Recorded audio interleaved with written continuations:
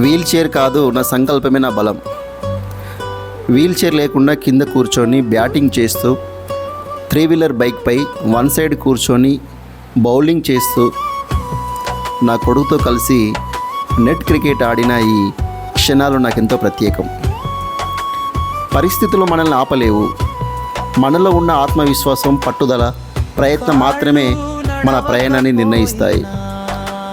నా కొడుకుతో కలిసిన ఈ ఆట నాకు ఒక విషయాన్ని గుర్తు చేసింది. అంటే నా కొడుకుతో కలిసి ఆడిన ఈ ఆట నాకు ఒక విషయాన్ని గుర్తు చేసింది.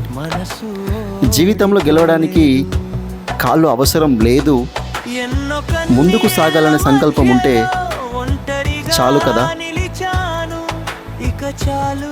ఈ యొక్క నమ్మకమే మన జీవితంలో మనని ఉన్నత శిఖరాలను అధిరోహించడానికి ఉపయోగపడుతుంది అని అనిపించింది.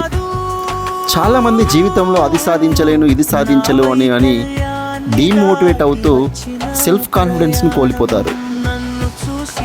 కానీ ఒక్క విషయాన్ని గుర్తుంచుకోండి, ఎప్పుడైతే మన ఆత్మవిశ్వాసం సన్నగిల్లుతుందో మనకున్నటువంటి కాన్ఫిడెన్స్ లూజ్ అయిపోతుంది.